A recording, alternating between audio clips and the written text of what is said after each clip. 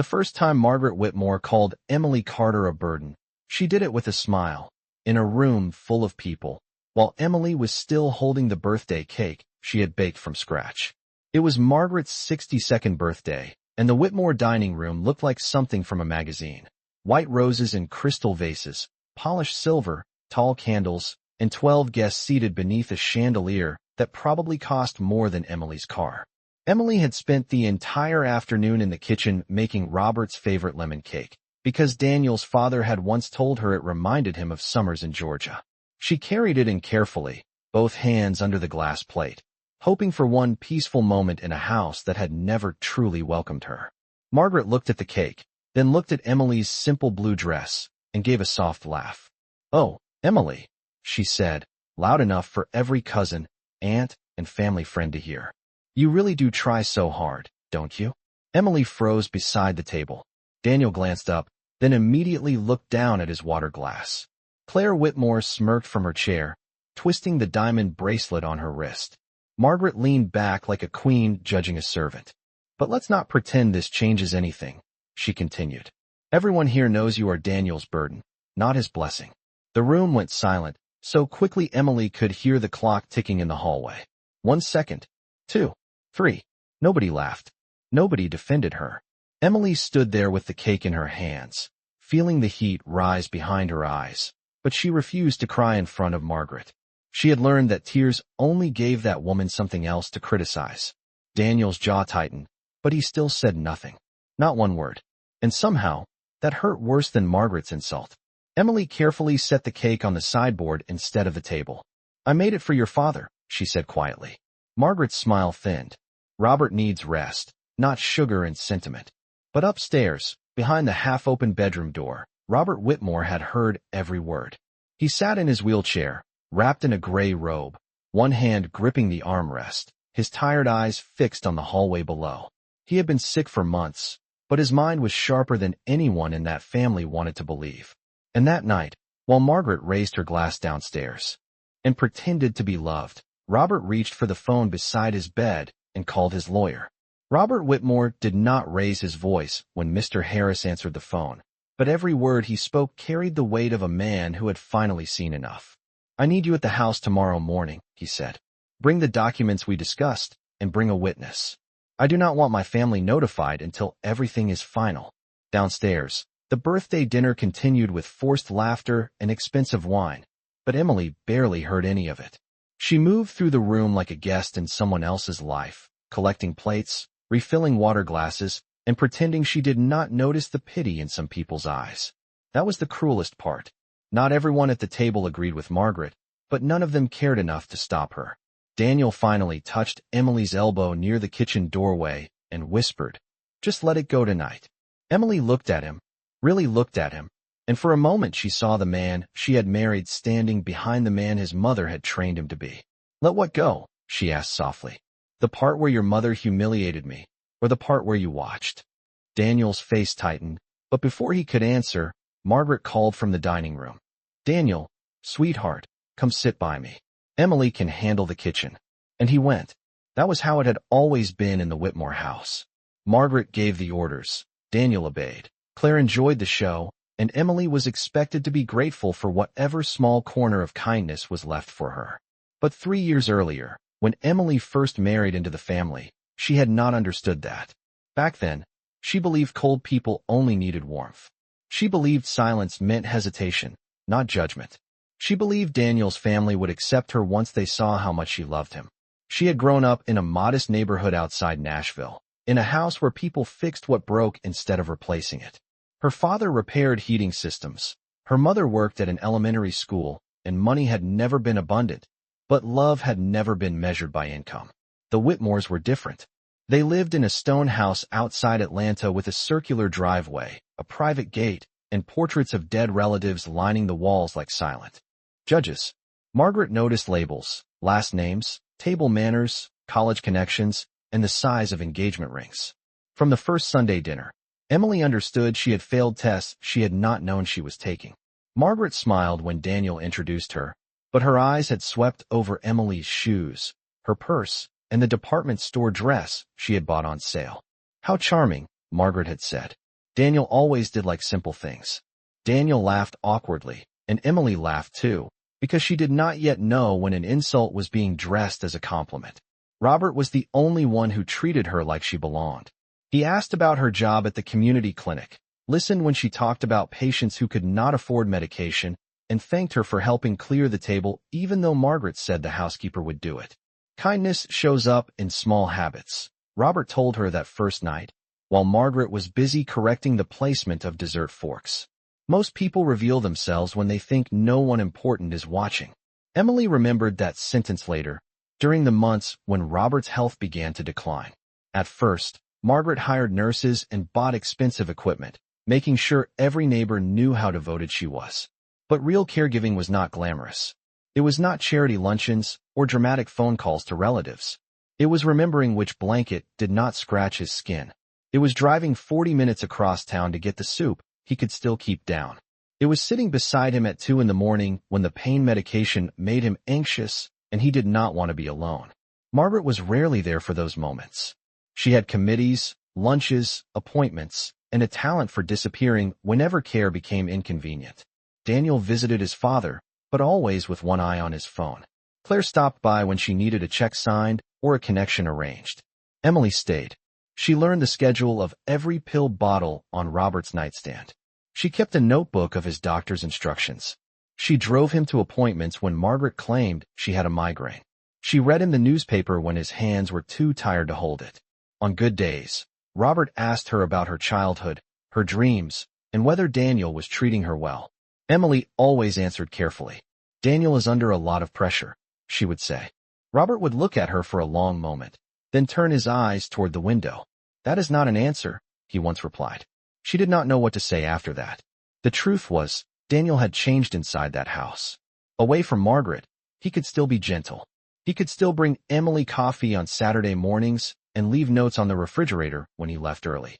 But the moment Margaret entered a room, he became smaller, quieter, easier to command. Emily kept telling herself that marriage required patience. She told herself every family had complicated corners. She told herself Robert needed her, and maybe that was reason enough to stay a little longer.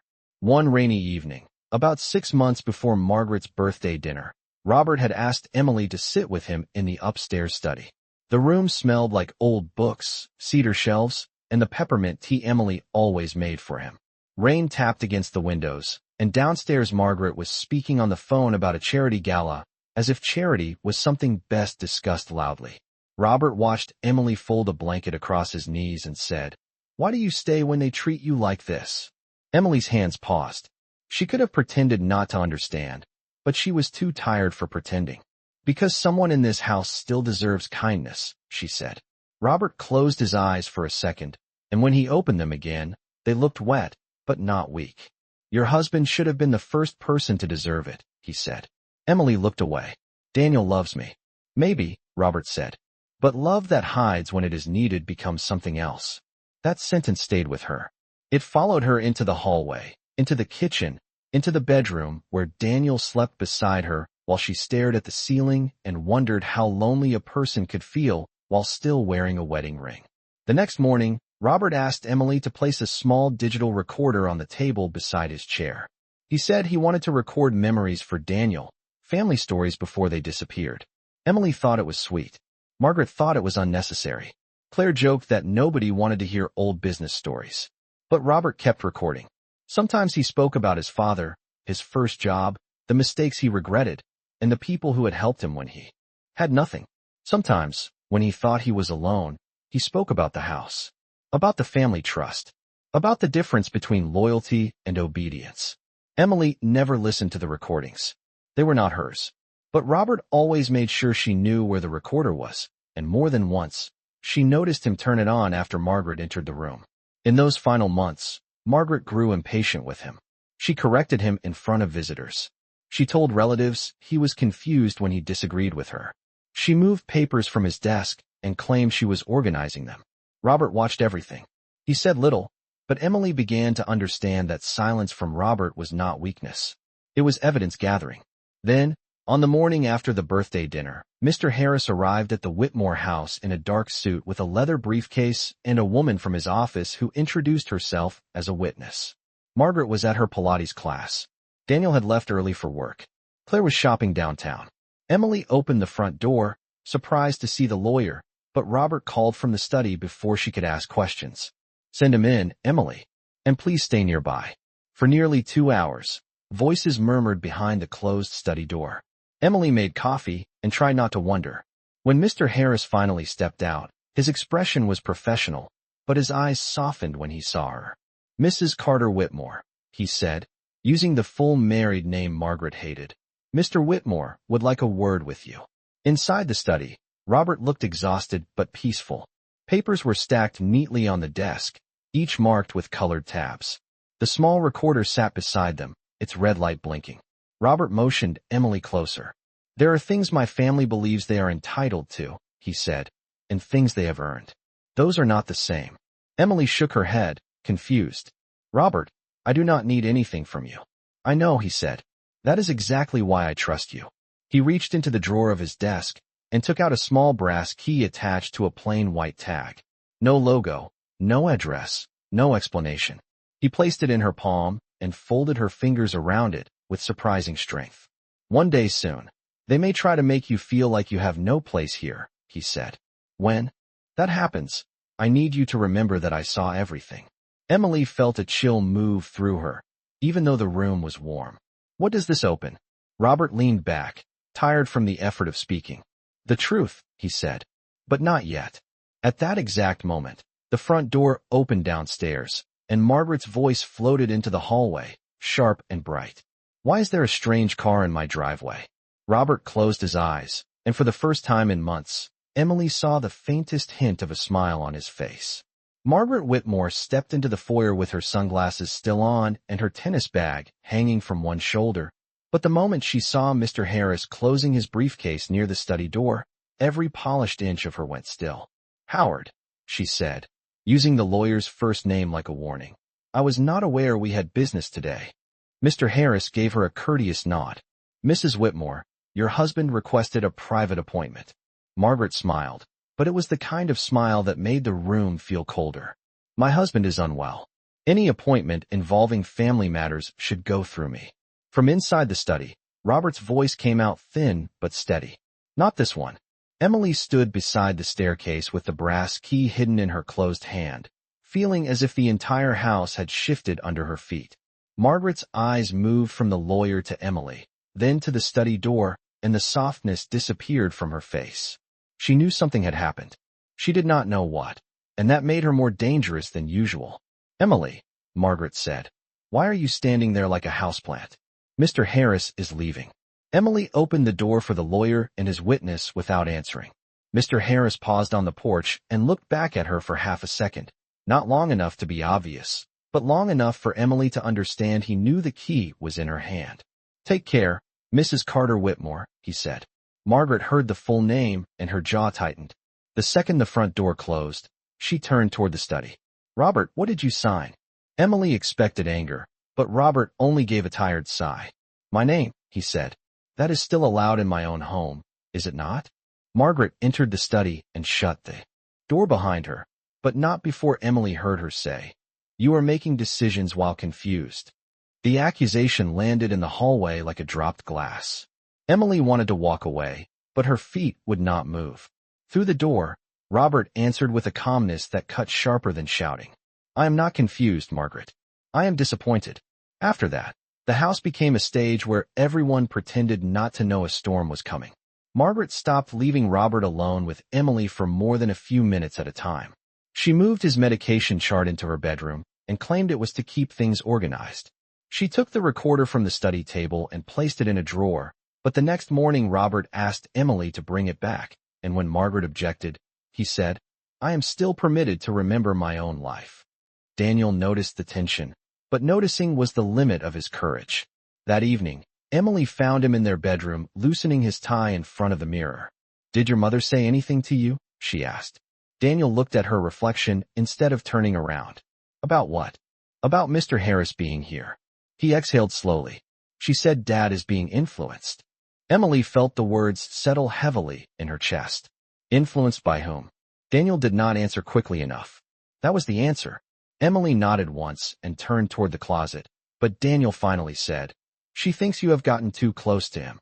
Emily let out a small, stunned laugh that did not sound like laughter at all. "I have driven him to doctor appointments, made sure he ate dinner, and sat with him when everyone else was too busy. Is that what she means by too close?" Daniel rubbed his forehead. "You know how Mom gets." "No," Emily said, quietly but firmly. "I know how you get when your mother decides what the truth is." He looked hurt, and for a second, she almost apologized out of habit. But then she remembered standing beside that birthday cake while he stared at his glass. She remembered Robert asking why she stayed. She remembered the key. So she said nothing. The next week, Margaret changed tactics. She became sweet in public and sharp in private. When neighbors visited, she praised Emily for being helpful during this difficult season, as if Emily were a temporary employee. But when they were alone, Margaret left little cuts in ordinary sentences. Daniel had such promise before marriage distracted him. Some women mistake access to a family for belonging to it. Robert is sentimental right now. Sentiment makes old men careless. Emily learned to answer with silence, not because she was weak, but because Margaret fed on reaction. The less Emily gave her, the more desperate Margaret became. Then, one Thursday afternoon, while Robert slept and Margaret attended a luncheon, Emily went into Daniel's home office to leave his dry cleaning on the chair. She noticed the top drawer of his desk was not fully closed. Normally, she would have pushed it shut and walked away. But a cream-colored envelope was caught in the gap, and on the corner, in Margaret's precise handwriting, were the words, "For Daniel, when you are ready to reclaim your life." Emily stared at it for a long moment. Her hands became cold. She knew she should not open it. She also knew some doors did not become less painful because you politely refused to look behind them. She slid the envelope free and pulled out a stack of papers. The first page made her lungs forget what to do. Petition for dissolution of marriage. Her name was there. Emily Carter Whitmore. Daniel's name was there. A sticky note sat across the signature line. Margaret had written, "You do not have to file today. Just sign it. Freedom begins with one brave decision." Emily lowered herself into the leather chair because her knees had gone weak. The papers were not signed, but that did not comfort her. The wound was not only that they existed. The wound was that Daniel had hidden them. He had slept beside her while divorce papers waited in his drawer like a second life. He was too afraid to choose and too afraid to destroy. She put the papers back exactly as she had found them, placed the dry cleaning on the chair, and walked out of the office with her face calm and her heart breaking in quiet pieces. That night, Daniel came home late. Emily had made dinner, but she did not sit across from him. She stood near the kitchen island while he warmed his plate in the microwave. The soft hum filled the room between them. "Were you going to tell me?" she asked. Daniel turned. "Tell you what?" Emily looked at him, and this time she did not save him from the truth. "About the divorce papers in your desk." The microwave beeped, but neither of them moved. Daniel's face changed in stages: surprise, guilt, then defensiveness borrowed directly from his mother. "You went through my drawer?" Emily nodded slowly, almost amazed. "That is what you are upset about. My mother gave them to me. I did not sign them. But you kept them. Because I did not know what to do. You could have thrown them away." He had no answer. Outside the kitchen window, the driveway lights glowed against the dark lawn, and the house looked peaceful from the outside, the way expensive houses often do when they are hiding miserable people. Daniel set his plate down untouched. "Mom thinks things have been hard." Emily's voice dropped. "Your mother thinks I am hard. There is a difference. She believes you and Dad have this bond that is making everything complicated. Your father is dying, Daniel. I was kind to him. That should not be complicated." Daniel looked down, and the silence that followed felt older than their marriage. Emily realized then that she had spent years waiting for him to become brave, while he had spent years hoping she would become easier to defend by needing less defense. "I cannot keep begging you to choose what is right," she said. "Emily, please." "No. Please was what I said to myself every time your mother embarrassed me. Please let him speak up. Please let him see it. Please let this be the night he remembers I am his wife." Daniel's eyes filled with regret, but regret did not erase the papers in the drawer. It did not erase the birthday dinner. It did not erase the countless small moments when Margaret tested how much disrespect Emily could swallow, and Daniel rewarded her silence with his own. "I need air," Emily said. She walked upstairs before he could stop her, packed a small overnight bag, and stood in the bedroom doorway for one final second, looking at the framed wedding photo on the dresser. In the picture, Daniel was smiling like a man who believed love would be enough. Emily wished someone had told her that love without courage could still leave a person completely alone. She was halfway down the hall when Robert's bedroom door opened. He was awake, seated in his wheelchair, the lamp beside him casting a warm circle of light across his gray robe. "Emily," he said. She quickly wiped her face, though she had not realized tears had fallen. "I am sorry. Did I wake you?" Robert shook his head. His eyes moved to the overnight bag in her hand, then back to her face. "You found them." Emily's breath caught. "You knew?" "Margaret mentioned them on a phone call. She thought I was asleep." Emily leaned against the wall, suddenly too tired to pretend she was fine. "I think I have to leave." Robert nodded slowly, not in approval, but in understanding. "Maybe you do, but not before the will is read."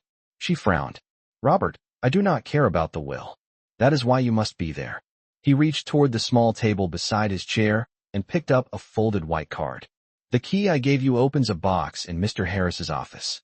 Inside that box is something my family cannot twist, hide, or explain away." Emily held the strap of her bag tighter. "What is it?" Robert's voice softened. "Proof that kindness was not the weakness in this house. It was the only thing holding it together." From downstairs, Daniel called her name, his voice strained and uncertain. Robert closed his eyes for a moment, then opened them again with effort. "Promise me," he said. "No matter what Margaret says, no matter what Daniel fails to say, you will be present when my will is read." Emily looked at the tired man who had seen her more clearly than her own husband had, and the anger inside her changed into something steadier. "I promise," she whispered. Robert placed the folded card in her hand. "Then let them think they have one for a little while longer." Emily did not leave the Whitmore house that night, but something inside her quietly packed its bags. She placed the overnight bag back in the closet, not because Daniel had earned another chance, and not because Margaret had frightened her into staying, but because Robert's promise had changed the shape of her pain. Before that night, Emily had believed the story was simple. Margaret hated her, Daniel was too weak to defend her, and Robert was the only person in that house who still saw her as human. But the card in her hand, the brass key in her dresser drawer, and Robert's tired voice had told her there was another layer beneath everything. Someone had been watching. Someone had been preparing. Someone had refused to let Margaret write the final version of the truth. Daniel waited at the bottom of the stairs, his shirt sleeves rolled up, his face pale with worry. "Are you leaving?" he asked. Emily looked at him for a long moment.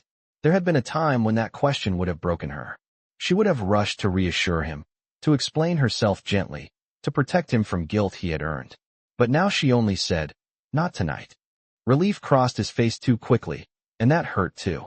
He thought not leaving meant forgiving. He thought staying in the house meant staying in the marriage exactly as it was. "Emily, I know I messed up," he said. "I should have told my mother to stop." "Yes," Emily replied. "You should have." He stepped closer. "I can fix this." "No," she said, not cruelly, but clearly. "You can start telling the truth. That is not the same as fixing it." Daniel swallowed and looked toward Robert's room, as if even then he was afraid of being overheard by the wrong person. "What did my dad say to you?" Emily's fingers tightened around the folded card in her pocket. "He asked me to keep a promise." "What kind of promise?" Before she could answer, Margaret's voice cut through the hallway from the living room. "Daniel, do not interrogate your wife in the foyer like some dramatic teenager. If Emily wants attention, she can get it in the morning." Margaret stood under the archway in a silk robe, holding a glass of water she did not seem to need. Her eyes moved between them, calm and sharp. Emily knew instantly that Margaret had been listening. Daniel turned toward his mother, and for one brief second, Emily thought this might be the moment. One sentence, one boundary, one small sign that he understood what was slipping away. Instead, he said, "Mom, please. Not tonight." Margaret smiled faintly. "Exactly. Not tonight." Then she looked at Emily. "Some of us are exhausted from caring for this family." Emily almost laughed. Caring for this family. Margaret could turn absence into sacrifice just by changing the lighting around it. But Emily did not answer. She walked past both of them and went upstairs, not to the bedroom she shared with Daniel, but to the guest room at the end of the hall. She locked the door behind her for the first time since moving into that house. The next morning, everything was different because everyone pretended nothing was different. Margaret ordered breakfast as if she had not handed her son divorce papers through the back door of his life. Daniel left for work with red eyes and a promise to talk later, which Emily no longer believed meant anything. Robert asked for Emily after breakfast, and Margaret objected immediately. He needs rest. Robert looked at his wife from his wheelchair by the window. I need a conversation. Margaret's smile stayed in place, but her hand tightened around the back of a chair. With Emily? Yes. About what? About lemon cake, Robert said. Emily almost smiled despite herself. Margaret did not. But she could not refuse without making the room too honest. So she left after reminding Emily that Robert's tea should be warm, not hot, as if Emily had not been the person making it correctly for months. When the door closed, Robert waited 10 full seconds before speaking. She listens at doors. I know, Emily said. She always has. Robert motioned toward the chair beside him. Then we will speak plainly and softly. Emily sat. Morning light came through the curtains, touching the framed photographs on the wall. Daniel as a boy in a baseball uniform, Claire in a graduation gown, Margaret and Robert at some formal charity event years ago, smiling like strangers who had agreed to pose as a couple. Robert looked older than he had the day before. Not confused. Not helpless. Just tired in a way money could not repair. The box at Mr. Harris's office contains copies of my revised will, recorded statements, letters, and a few documents Margaret thought she had misplaced, he said. Emily stared at him. Robert, I do not want to be involved in family legal matters. You already are, he said gently. Not because you asked for it. Because they made you the easiest person to blame. That was true, and it landed hard. Margaret had blamed Emily for Daniel's stress, Robert's attachment, Claire's resentment, and every uncomfortable silence at the dinner table. Emily was the problem because calling her the problem allowed everyone else to stay innocent. Why are you telling me this? She asked. Robert's eyes softened. Because after I am gone, Margaret will try to remove you before the truth can enter the room. She will use money first, then shame, then Daniel. Emily looked down. Daniel already let her use him. Robert nodded with a sadness that seemed older than his illness. I raised a son who is kind when kindness costs him nothing. That is one of my deepest failures. Emily wanted to defend Daniel out of reflex, but the words would not come. Robert reached for an envelope on the side table. His fingers trembled slightly, so Emily helped him lift it. Her name was written across the front in his careful handwriting. Do not open this until after the will is read, he said. No matter what happens before then. Emily took the envelope with both hands. What if Margaret stops me from coming? She will try. What if Daniel asks me not to? He might. What if I cannot do it? Robert looked at her then with the same steady attention he had given her the first night she came to dinner, when nobody else had bothered to ask who she was beneath the last name she had married into. Emily, courage does not always feel like strength.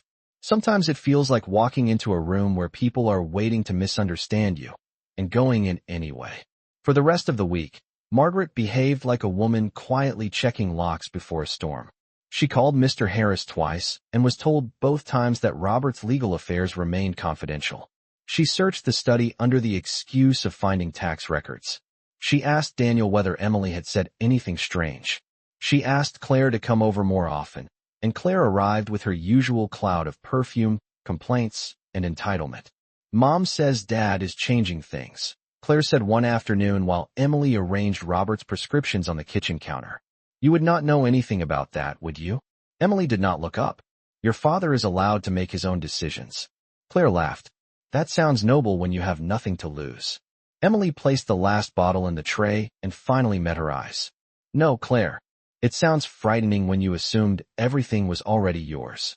Claire's smile vanished. For a moment, Emily saw the family resemblance clearly, not in the shape of her face, but in the shock of being answered. That evening, Margaret confronted Robert directly. Emily was in the hallway with fresh towels when she heard Margaret say, If you humiliate me after 40 years of marriage, you will regret it. Robert answered quietly, What you are afraid of is not humiliation. It is exposure. Emily stopped walking. Inside the room, Margaret's voice dropped lower. That girl has manipulated you. No, Robert said. She has cared for me. You have simply forgotten what that looks like. The door opened suddenly, and Margaret found Emily standing there with the towels in her arms. For once, she did not bother pretending. Enjoy this little role while it lasts, Margaret said. Nurses leave. Wives leave. Servants leave. Family remains. Emily held her gaze. Then maybe you should try acting like family. Margaret's face changed, not dramatically, but enough. A small crack in the porcelain. Emily walked past her into Robert's room and placed the towels on the chair. Robert did not praise her. He did not need to. The look in his eyes was enough. 2 weeks later, Robert's strength faded sharply. The house became quieter, but not softer. Margaret controlled the phone calls, the visitors, the meals, the schedule. She stood beside Robert's bed when relatives came and performed devotion with perfect posture. But late at night, when the rooms were dark and the performance ended, it was Emily who sat beside him, reading from the newspaper, adjusting the blanket, or simply letting the silence be kind. One night, close to midnight, Robert opened his eyes and whispered her name. Emily leaned forward. I am here. The key, he said. Keep it with you. I will. The will reading, he said. Be there. Her throat tightened. I promised. Robert's gaze moved toward the door, then back to her. They will call you a burden again. Maybe not with that word. But they will. Emily nodded, because she knew. Let them, he whispered. A burden is something heavy only to people too weak to carry the truth. Emily closed her eyes for a second, holding those words where grief could not reach them yet. Robert took one slow breath, then another. I saw everything, he said again, softer this time. And I made sure the truth would outlive me. By morning, Margaret was already calling relatives, choosing flowers, and speaking of arrangements in a voice polished smooth by control. Daniel stood in the hallway looking lost. Claire arrived before lunch asking whether the attorney had been notified, and Emily, still wearing the same sweater from the night before, went to her room, opened the top drawer, and took out the brass key. For the first time since Margaret had placed those divorce papers in Daniel's desk, Emily did not feel trapped inside the Whitmore house. She felt like someone standing at the edge of a locked door, finally ready to see what had been hidden on the other side. Robert Whitmore's funeral was held on a clear Saturday morning, the kind of bright, polished day Margaret would have chosen if she had been allowed to schedule the weather. The church sat on a hill outside Atlanta, white columns in front, old oak trees along the drive, and a parking lot filled with black cars that looked almost identical from a distance. People came in dark suits, pearl earrings, quiet voices, and practiced sorrow. They spoke of Robert as a successful businessman, a generous donor, a loyal husband, a devoted father. Emily stood near the entrance with her hands folded around the brass key inside her coat pocket and listened to strangers describe a man most of them had only known in public. They talked about his company, his reputation, his family name. None of them mentioned the nights he could not sleep. None of them knew he liked lemon cake because it reminded him of being 9 years old in Georgia. None of them knew how gently he had thanked Emily for staying when the house became too cold to feel like home. Margaret arrived 5 minutes before the service began, dressed in black with a veil that softened her face without hiding the control in her eyes. Daniel walked beside her, pale and silent, one hand hovering near her elbow as if she might break. Claire followed behind them, dabbing at the corners of eyes that had not quite turned red. For one foolish second, Emily thought Daniel might come to her. She thought grief might strip away the family performance and leave something honest behind. But Margaret saw Emily first. Her gaze dropped to Emily's coat, then to the row of seats at the front of the church reserved for immediate family. Emily, she said, in a voice sweet enough for nearby guests to mistake for kindness, we are keeping the first row for family. Emily felt the key press into her palm. I am Daniel's wife. Margaret's smile did not move. Today is not about technicalities. Daniel looked at Emily then, and his face showed pain, but still not courage. He said quietly, maybe just for today, let us keep things peaceful. Emily almost asked him whose peace he meant. Margaret's peace. Claire's peace. The peace of every person who preferred Emily to disappear because her presence made their cruelty visible. But this was Robert's funeral, and Emily would not let Margaret turn her grief into a public argument. So she nodded once, walked past the front row, and sat 3 rows back beside an elderly woman who had worked with Robert 20 years earlier. The woman touched Emily's hand and whispered, "He spoke very highly of you." It was the first kind thing anyone had said to her that morning, and Emily had to look down until she could breathe normally again. During the service, Margaret sat perfectly still, her head bowed at just the right angle. Daniel stared at the program without turning the pages. Claire checked her phone twice, hiding it in her lap. Emily watched the sunlight move across the stained glass window and remembered Robert's final words. "They will call you a burden again." Maybe not with that word, but they will. When the pastor invited family members to share a memory, Margaret rose first. She spoke beautifully. That was one of the most dangerous things about her. She knew how to make selfishness sound like sacrifice. She talked about 40 years of marriage, about loyalty, about standing beside Robert through every season of life. She said, "In his final months, I made sure my husband had dignity, privacy, and peace." Emily felt the words like ice water down her back. Privacy, peace. The same woman who had searched his study, questioned his lawyer, and tried to control who could sit beside him now stood in front of a church and wrapped herself in devotion. Daniel spoke next. His voice shook. He said his father had taught him responsibility, discipline, and the value of a good name. Emily wanted him to say more. She wanted him to say, Robert had also taught him that silence could be a failure. But Daniel did what he always did. He chose the words that offended no one and healed nothing. After the service, guests gathered in the church hall for coffee, pastries, and soft conversations. Margaret moved from group to group, accepting condolences like awards. Claire complained quietly that the flowers should have been more expensive. Daniel stood near a window, surrounded by cousins, looking as though he wanted to leave his own life, but could not find the door. Emily kept to the edge of the room. She did not need attention. She only needed to get through the day and keep her promise. The will reading was scheduled for Monday morning at Mr. Harris's office. 48 hours. That was all she had to survive. But Margaret had other plans. She approached Emily near a table of untouched sandwiches, her expression calm, her voice low enough that no one else could hear. "You handled yourself well in the 3rd row." Emily looked at her. Robert deserved better than a scene. Robert deserved many things, Margaret said, including a wife who was not undermined in her own house. Emily said nothing. Margaret reached into her black handbag and removed a small white envelope. It was thick enough to hold cash. She placed it on the table between them as if offering a tip to someone who had carried luggage. "This is for you." Emily did not touch it. "What is it?" "Enough to help you start over without embarrassment." Margaret's eyes flicked toward Daniel, then back to Emily. "There is no reason to drag out what everyone already understands." Emily's voice stayed even. "And what does everyone understand? That your marriage has been strained. That Daniel has obligations now. That Robert's passing changes the structure of this family." Margaret leaned closer. "You were useful during an illness. I will acknowledge that privately. But usefulness is not the same as belonging." The envelope sat on the table like a dare. Emily thought of the divorce papers. The front row. The way Daniel had said, "Let us keep things peaceful," when what he meant was, "Please make this easier for me." "You want me gone before Monday," Emily said. Margaret's eyes sharpened. "I want you to show dignity. By disappearing. By accepting reality." For the first time that day, Emily smiled faintly, and Margaret did not like it.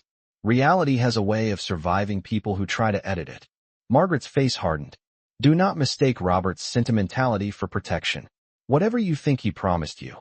This family has attorneys, history, and resources you do not understand." Emily rested one hand over the key in her pocket. "Then you should have no reason to worry about me attending the will reading." Margaret's mouth tightened. "You are not invited." "Mr. Harris said I am." That landed. Margaret recovered quickly, but Emily saw it. A tiny flash of fear beneath the polish. "Howard Harris has always enjoyed making himself feel important," Margaret said. "But family matters belong to family." Emily looked toward Daniel. He had seen them talking now.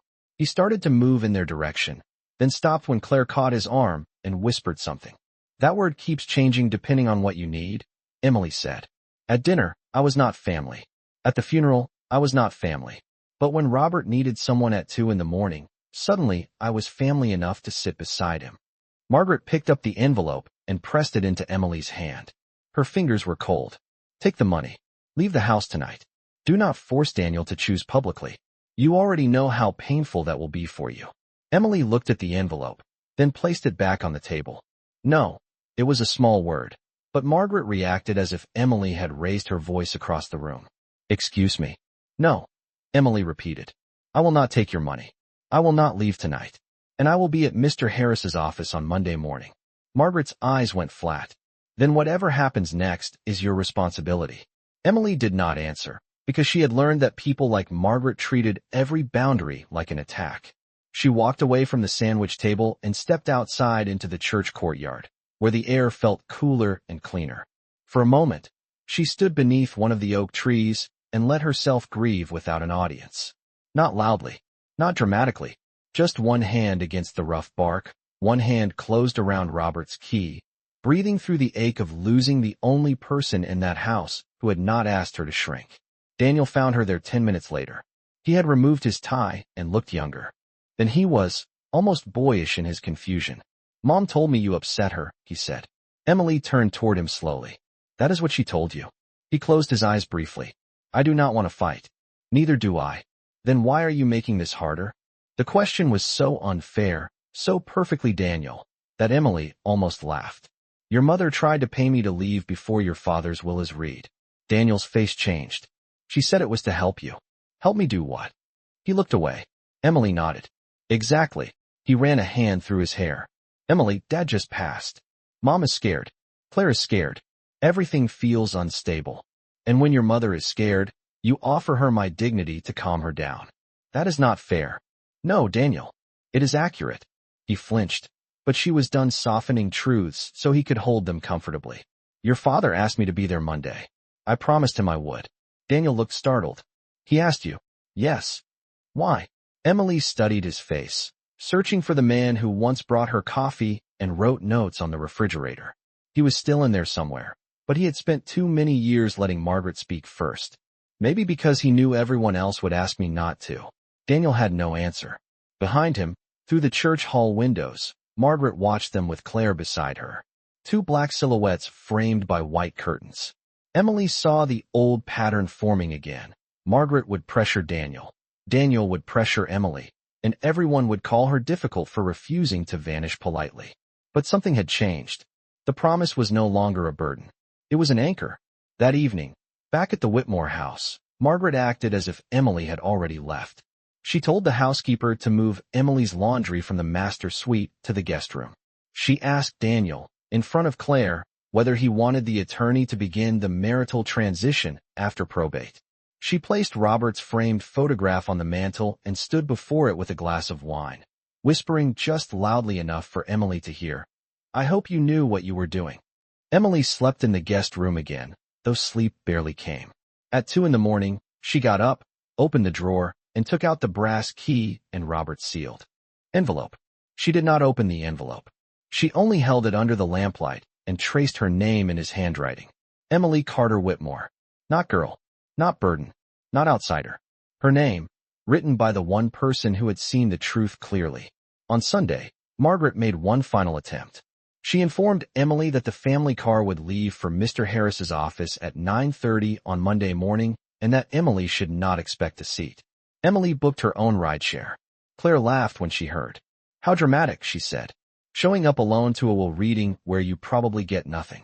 Emily zipped her black dress into a garment bag and said, Then it should not bother you that I am coming. Monday morning arrived gray and damp, with low clouds hanging over Atlanta and rain dotting the windows. Margaret, Daniel, and Claire left at 9:30 sharp in the black Lincoln.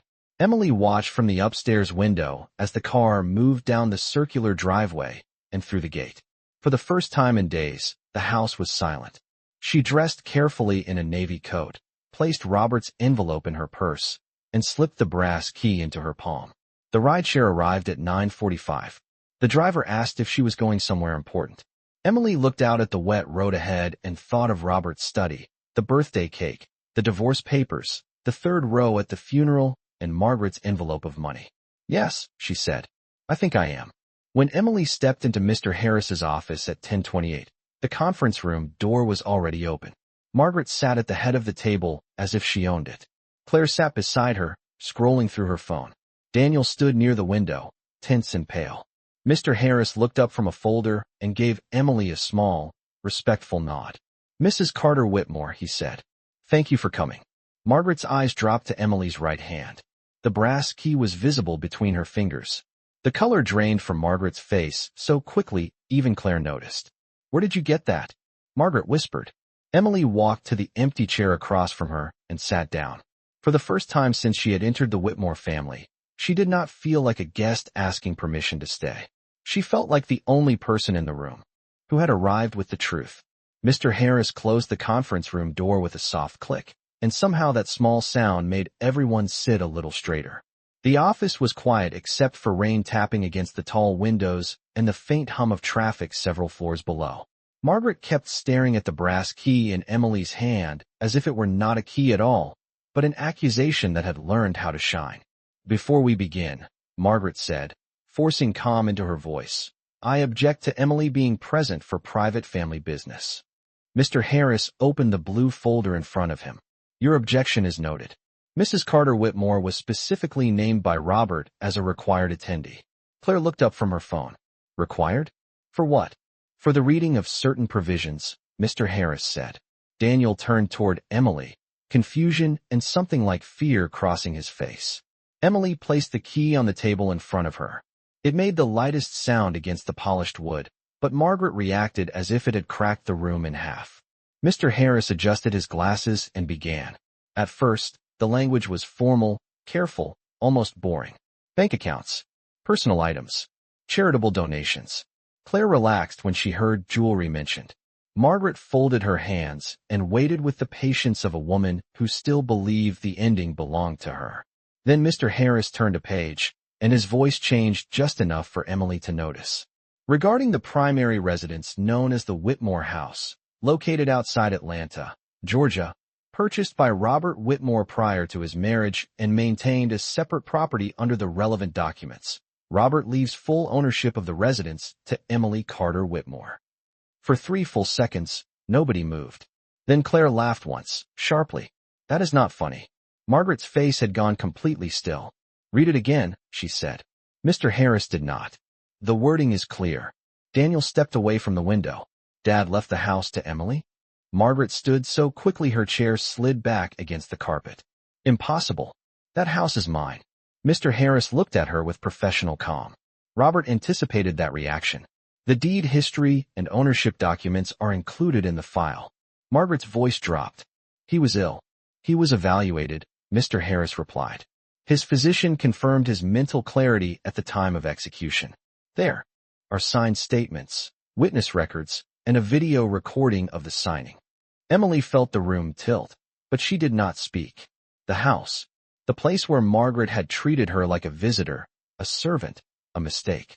Robert had left it to her. Not because she asked, not because she schemed, because he had seen what everyone else had chosen to ignore. Mr. Harris continued before anyone could recover. "Regarding the Whitmore Family Trust, Robert appoints Emily Carter Whitmore as temporary managing trustee for a period of 5 years. Claire's mouth fell open. "What? She cannot control our money." "She will not control it for personal use," Mr. Harris said. "She will manage distributions according to Robert's conditions." Margaret gripped the edge of the table. "What conditions?" Mr. Harris turned another page. "Daniel Whitmore, Claire Whitmore, and Margaret Whitmore may receive scheduled distributions provided they do not contest the will, harass Mrs. Carter Whitmore, attempt to remove her from the residence unlawfully, or interfere with the administration of the trust." The room became so quiet Emily could hear Daniel breathing. Margaret slowly sat down, but her pride had not surrendered. It had simply changed weapons. "This is manipulation," she said. "She poisoned him against us." Emily finally looked at her. "I made him tea." Margaret's eyes flashed. "Do not speak to me like you won something." "I did not win anything," Emily said softly. "Robert died." That silenced Daniel more than anyone. He lowered his head as if the sentence had shown him the ugliness of the room. Mr. Harris reached beneath the folder and removed a sealed envelope. Robert also left a letter to be read aloud. Margaret shook her head. "No, yes," Mr. Harris said. "This is part of his instruction." He opened the envelope carefully and unfolded the pages. Emily recognized Robert's handwriting at once, steady despite the illness that had taken strength from everything except his truth. Mr. Harris began to read. To my family, if you are hearing this, then I am gone, and the people I loved are sitting in a room with the woman they failed to love properly. Daniel shut his eyes. Claire looked uncomfortable for the first time that morning. Margaret stared at the table. The letter continued. Emily did not ask me for money. She did not ask me for protection. She asked me whether I wanted soup, whether the blanket was warm enough, whether I was afraid. In my final months, those questions mattered more than every public speech about loyalty I ever heard in my own house. Emily pressed her fingers together under the table. Mr. Harris read on. Margaret, you mistook control for devotion. Claire, you mistook inheritance for love. Daniel, you mistook silence for peace. And Emily, you mistook endurance for weakness, but I never did. Daniel looked at Emily then, and the regret in his eyes arrived far too late. Mr. Harris paused, then read the final lines. The house goes to Emily because she was the only one who made it feel like a home. The trust goes to Emily because she was the only one who did not treat me like a key to a vault. And the truth goes to Emily because she carried it quietly when the rest of you made noise. Margaret stood again, but this time no words came out. Mr. Harris placed the letter on the table, then reached for a second sealed envelope, smaller than the first. There is one more letter, he said. This one was written for Daniel alone, but Robert instructed that Emily be present when he receives it. Daniel's face turned pale. Emily looked at the envelope, then at the brass key on the table, and understood that Robert had not finished speaking. Daniel took the second envelope with both hands, but he did not open it right away. For once, everyone in the room waited for him, not Margaret. His fingers trembled as he unfolded the letter, and when he began to read silently, his face changed as if every sentence was removing a place for him to hide. After a minute, he lowered the page and looked at Emily. He said, I did not lose you in one day, Daniel whispered. He said I lost you every time I chose comfort over courage. Margaret reached for his arm. Daniel, your father was not himself. Daniel pulled away from her. It was not dramatic. It was not loud. But it was the first honest movement Emily had seen from him in years. Claire stared at the table. Margaret looked suddenly smaller, surrounded by all the power she had protected and none of the respect she had expected. Daniel stepped toward Emily. I am sorry, he said. I should have protected you. Emily believed he meant it. That was the painful part. But meaning it now did not erase the years when she had needed him and found only silence. She slipped off her wedding ring and placed it gently on the table beside Robert's letter. Daniel's eyes filled with tears, but Emily's voice stayed steady. I hope you become the man your father wanted you to be. But I cannot keep losing myself while waiting for that to happen. Then she turned to Margaret. You will have 60 days to move from the house. Mr. Harris can arrange everything properly. Margaret opened her mouth, but no insult came.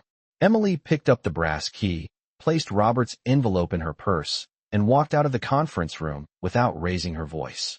Outside, the rain had stopped. The Atlanta sky was still gray, but light was breaking through the clouds. For 3 years, they had treated Emily like she had no place in the Whitmore family. In the end, Robert trusted her with the house, the name, and the truth they had tried so hard to bury.